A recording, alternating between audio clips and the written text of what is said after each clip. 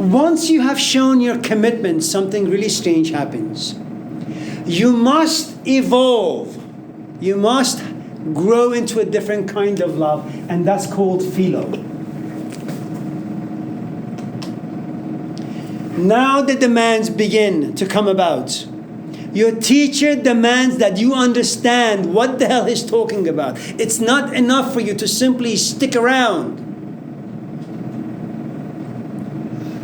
Now, for you to be able to understand anything that your teacher is saying, you need to be able to hear. See, right now, what's happening is many of you in this class are being exposed to a lot of noise created by me. We call it language. Of all the things I'm saying, okay, what happens is you become very selective, and it happens unconsciously. You don't hear half hour of anything that I say, and I all of a sudden use the word love. And the word love triggers something inside you, and your hand goes up. And you say, my boyfriend, I'm a painter, I have a child. I'm saying, Jesus Christ, I've been talking for a half hour. The love I'm talking about has nothing to do with your goddamn creative components. I'm talking about a teacher and a student, and that's the thing I'm talking about. You hear noise. You're not yet in the stage where you can listen. See, first you hear, then you get triggered, then you listen. As you listen to what Socrates is saying, remember, first you hear, then something about you triggers, then you listen to what you are hearing. And upon hearing, then you begin to look at the messages therein. Now understanding slowly comes about. Okay? Now the only way that you can cultivate the ability to hear anything, you must enter this love stage called philo. Why? See, in here what you sacrifice is your time. You get in your car, you drive to his or her house. It's great. There comes a point where your teacher says, I need you to sacrifice your desire to be distracted. I need you to sacrifice every 5 minutes raising your hand, opening your mouth, and saying nonsense. I need you to sacrifice all the history that lives inside you. And it's a very, very difficult thing to do. If before you just had to sacrifice your time, now he needs you to sacrifice your history. Put them on the cross, bury them, make sure they're never resurrected. And for that to happen, you need to be in a place called submission. If this was submission of your body, sit in a certain way. This is submission of your mind. Keep your mind awake and alert. You don't know anything. And it's not something that he needs to tell you. You must come to a place where you realize, deep down, you truly have zero understanding of anything.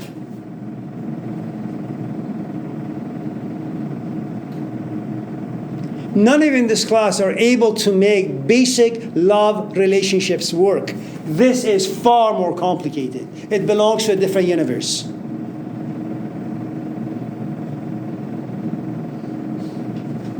Okay? Now,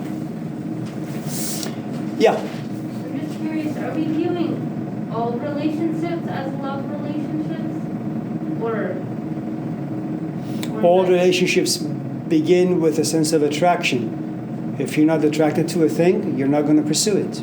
Well, arguably, in another class I took with you, we looked at relationships, and it was a lecture on relationships and how. It's a what? In the past, I've taken a class with you, and we looked at relationships and but relationships as a functional thing, right? And that it's not always that of love; it can be that of functioning, and you can actually see that a lot in Indian culture. How, well, this specific lecture was about relationships working to pursue highest versions of ourselves, and that through the reflection of another person. So I'm just wondering, I guess in general, in this class, are we seeing all relationships as love relationships, or are we also seeing relationships outside of love?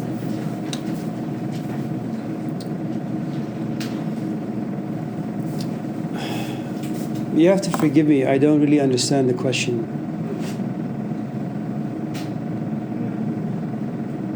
I think that's okay. Look, Yeah.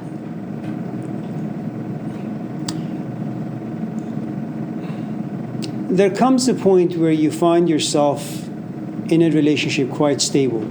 You can predict its future. You're comfortable in it. The sort of intensity that existed initially, it's no longer there. It's just a very functional relationship. I'm not talking about that. This is a very, very unique relationship that the Hindus argue that should this world no longer give you relevance if you're lucky enough. Okay? And if you find a Socrates, these are the things that you have to go through. Okay? You can love your boyfriend. Your boyfriend is not going to give you wisdom. Your boyfriend is going to give you some enjoyment of your body, perhaps some enjoyment of your intellect, but that's basically it. It's like any other relationship you find. This is very, very different. Look,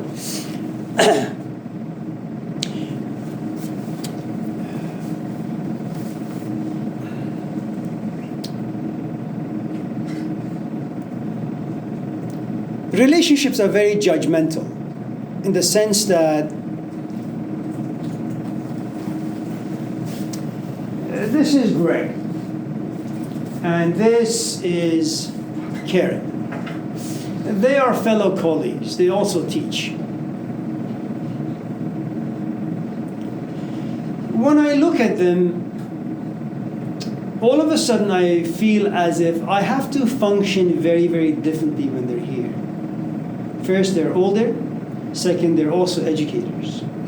When I look at you, I don't have to take myself that seriously. You are 20. There is still much life that you have to go through. So you bring about a different sense of me than they do.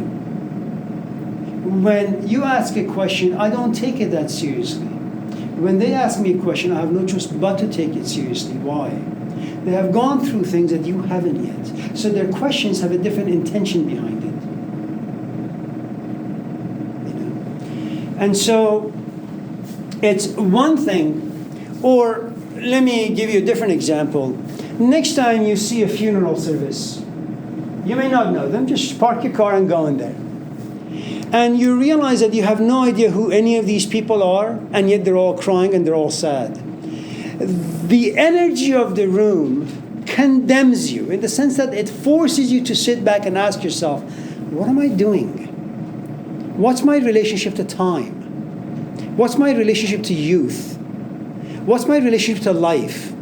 And you come to realize you're just wasting everything. It's a relationship, but it's a relationship that demands more from you. You go to a boyfriend. What exactly is it that he wants from you? He wants you to play drums. So what? You go to a funeral. What is it that it demands of you? To think. Your boyfriend means nothing when you go to a funeral, where you see a weeping mother. The more serious the relationship, the more demands from you. If you were to hang out with Socrates, Socrates will tell you, you can love me, great for you. But listen, you need to understand what I'm talking about. I don't want you to be here all the time if you're like mentally elsewhere.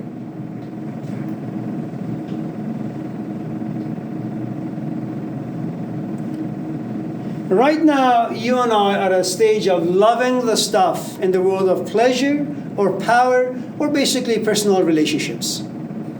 That's all the loves that we know. And most of the time where we submit and we are obligated to do something for some of our friends or family members, we do it with a good amount of resentment. We don't want to do it. We don't want to be responsible.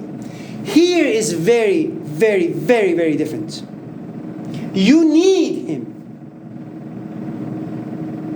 And you come to a point where he demands that you submit. and you won't be able to. Okay? Now, there are 4 ways that teachers work with students.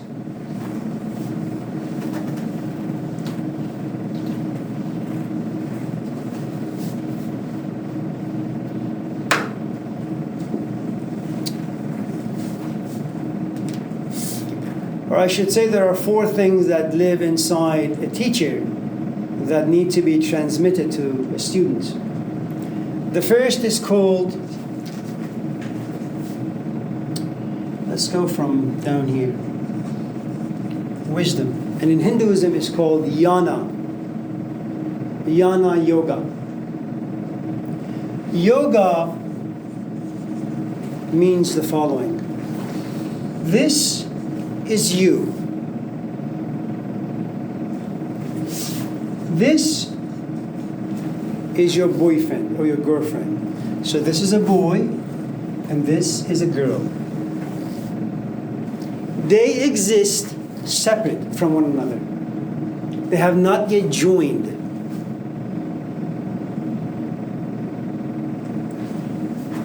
Eyes meet, attraction is created.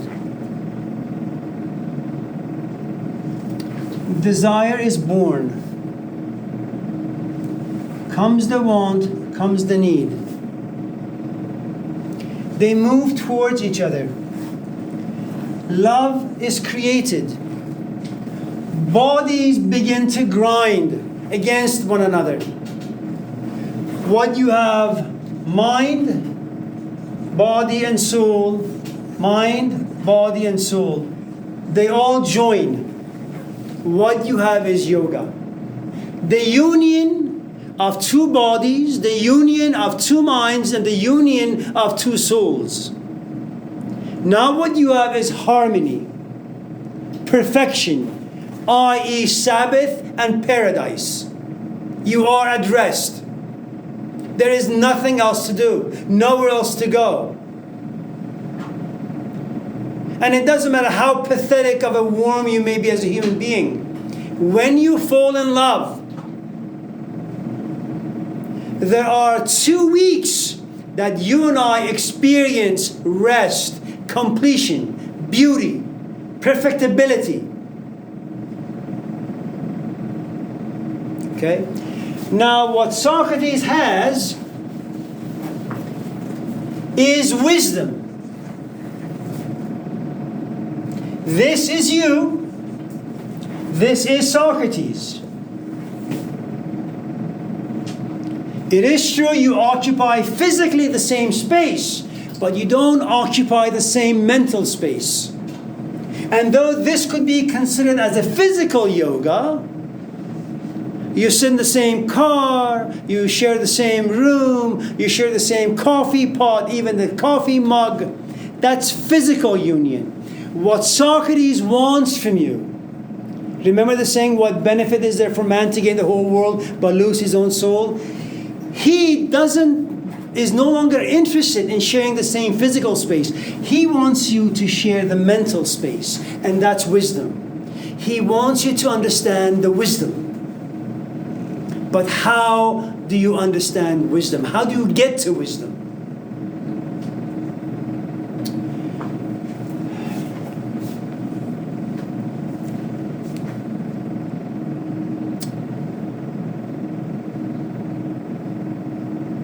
To get to wisdom, there is this thing called Bhakti Yoga. Bhakti basically means love. And it has to be intense. The way to the wisdom of Socrates is by loving Socrates. That's the first thing. Now remember, the love narrative does not exist in the Western culture. You don't have such stories. You have it in India. You have it in certain parts of Africa. You have it in the Middle East, but you don't have it in America. It's only about 200 years old. It's not that evolved. Most of the psychological narratives are basically wrong. Okay?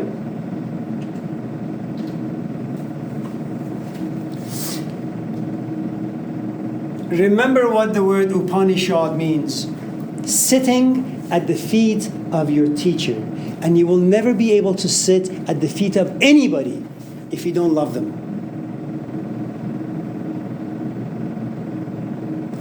If you want wisdom, find the Socrates. Once you have found Socrates, love him.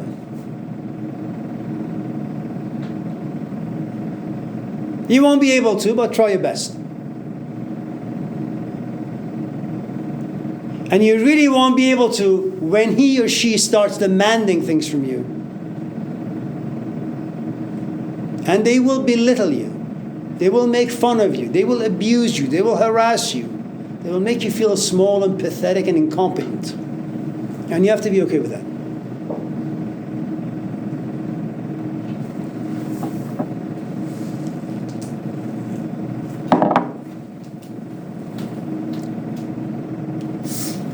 Once there is enough love that's created by Socrates inside you, you will move into a place called Raja Yoga. Remember again what yoga means, union. You and Socrates must become one and the same. Where he goes, you must go. What he likes, you must like. Let me tell you a story about love, and then we'll move on.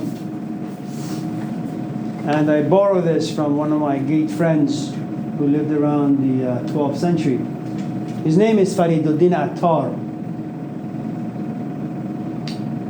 a Sufi poet from Iran. He wrote this book called Mantiq al-Tayr, Conference of the Birds. In that book, there's a story called Sheikh San'an. Sheikh basically means a teacher. San'an is a city. So the story is this way. There is this man who happens to be 70.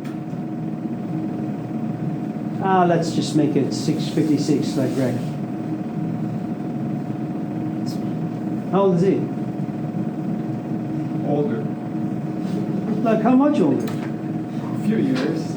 What, 1, 2, 3, 4, 5? I'm 63. Really? You look great. Thank you. Let me wear my glasses. I'm just kidding. Now, let's say he's Greg's age, 63. He is a possessor of wisdom. And he has 500 students. And they worship him. They kiss the ground that he walks on.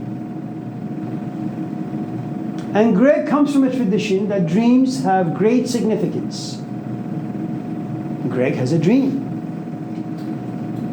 And remember, he is a Muslim.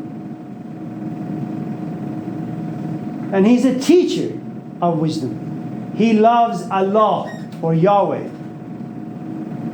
He only worships Allah or Yahweh. He is not an idol worshiper in the sense that he can't love anything as intensely as he loves Allah. Why? That will make him an idol worshiper. His heart has space to love only one thing, and that's called God. He has a dream. In the dream, he sees himself in this town. And he's looking up. And there is this house. The window is open. The curtains are pulled aside.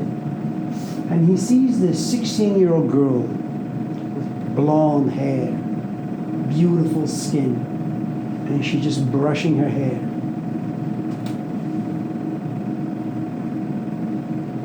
And he just stands there, completely mesmerized and in love. In the dream. A 63-year-old teacher of 500 people wakes up from this dream as if it's a nightmare. How could this be? I only worship God. Why am I having this dream where I'm worshiping a woman? There must be a hidden message in this. So he gathers his disciples, and they go on a long journey to this city called Ray.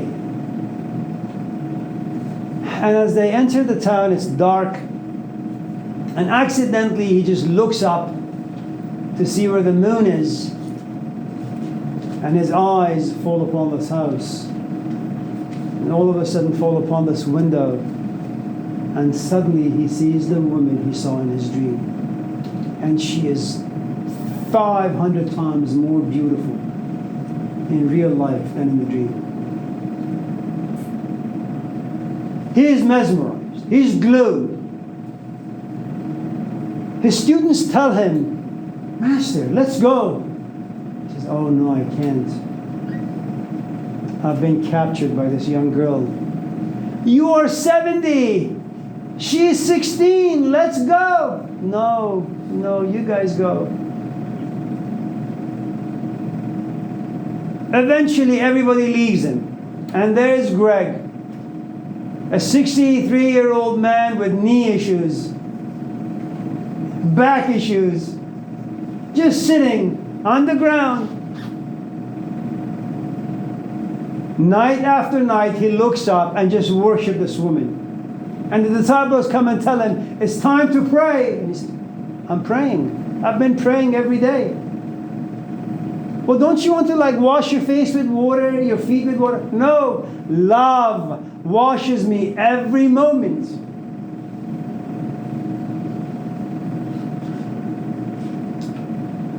Eventually, the girl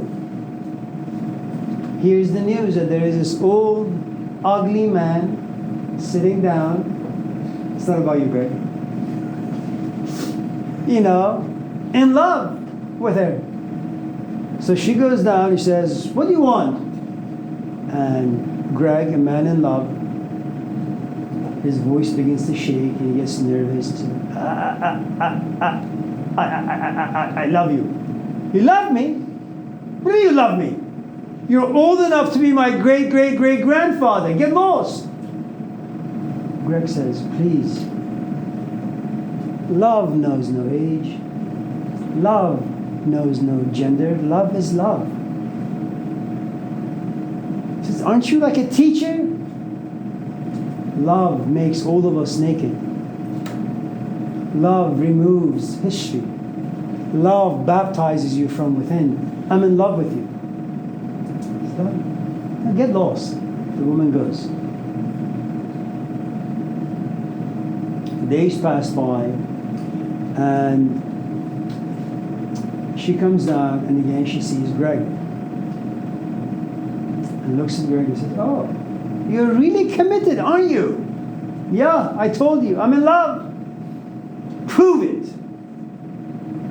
See, it's one thing when you claim yourself to be in love, but quite different when now demands fall upon you. And Greg says, I will do whatever you say.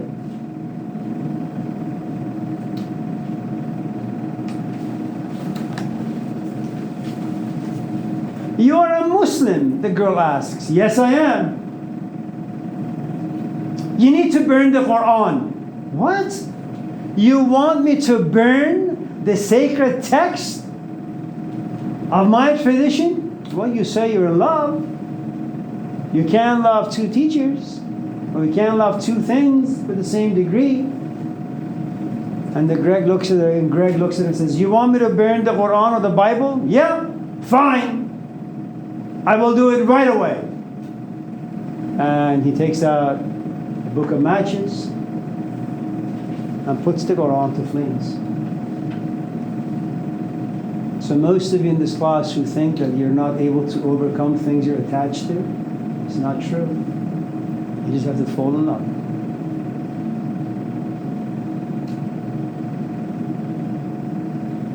And then he says, oh, you passed the test. I'll come down in the next couple of days and tell you again. It's okay. Will you marry me? I burned the Quran. He says, no. You have a robe. And this robe is an expression of you being the beholder of wisdom. Is it true? Yeah, it's true. It was given to me by the Prophet Muhammad. Okay. You need to burn that. What? You're telling me I have to sever my relationship to the Prophet? Get rid of my lineage? You say you love me. You know, you can't love me and the Quran. You can't love me and Muhammad. I must be the only one, the only thing living in your heart. Fine. He burns the robe. A couple days later, he comes down, or she comes down and looks at Greg and says, old, ugly, smelly man, you still in love with me? Absolutely. You believe in Allah? Yes. Yeah, well listen, you need to come to my house and I worship the statue. You need to worship the statue. Fine, I'll worship the statue.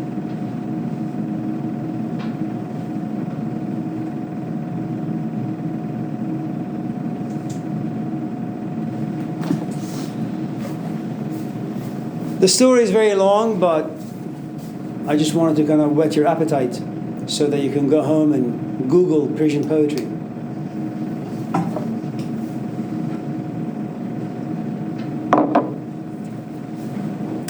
Raja Yoga. Once you fall in love with Socrates, feeling, intuiting that he has wisdom within, that love, which is bhakti, and remember, bhakti, this love, is the easiest. It has a good amount of fire in it, but it is the easiest path to wisdom. Okay? UC Berkeley has a gigantic library. You can go on there, read tons of books without being in love. And it's questionable if you'll ever get to wisdom.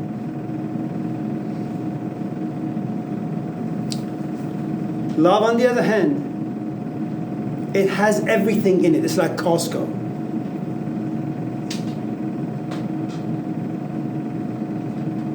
If you're intellectually passionate, it's like going to 7-Eleven. If you're in this place, Bhakti Yoga, it's like going to Costco. It has everything. Once you're in love, Raja Yoga, which means meditation. And remember how meditation comes about. You sit in your room. You seek only your own companion or the companionship of Socrates. That's all. You are more than willing to walk away from the world and all of its occupants. Raja Yoga is about seclusion, is about living a solitary life. Now, one thing you need to know about solitary life means the following. Imagine I have cancer, stage 4. I have been given 6 months to live. I'm still healthy enough to come to class, walk, and ramble on for 3 hours. Some of you may even assume that I'm very, very social. What you don't understand is cancer has forced me into seclusion. Despite my sociabilities, despite being animated, deep down, my real relationship is with cancer, with death, with the absence of time. So if you have been captured by Socrates, you can hang out with anyone and anything that you want, but deep down you know you're alone and you only belong to Socrates, and he's the only person who can nourish you, give you the home that you want. Okay? Remember, love creates seclusion.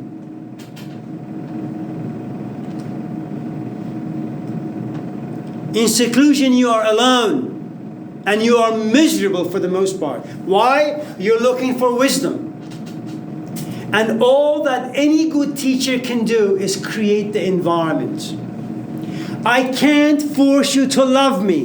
But what I can do is go home, vacuum the house, cook dinner, light some candles, shower, wear some fancy clothes, sit there.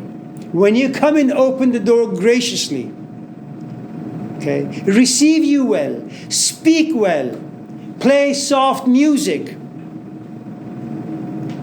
And then hope that something in you will look at me and say, he's a nice guy. And then you will call me for the second date and the third date. And then one night you will look at me and you say, Amir, I love you. And then I say, I love you the moment I saw you, but I couldn't force it upon you. That's what good teachers do. No one can claim to be able to give you wisdom. Okay? Remember, this is immensely difficult. Jesus, even with his closest of disciples, he couldn't give wisdom to any of them. They all betrayed him. Muhammad, 22 years of prophecy, about 40 battles. Moses couldn't give the experience of the burning bush to any of his people. In the end, he left them. So just in case you encounter a teacher who says, come follow me, I will give you wisdom, run the other way. Just in case you have some experiences,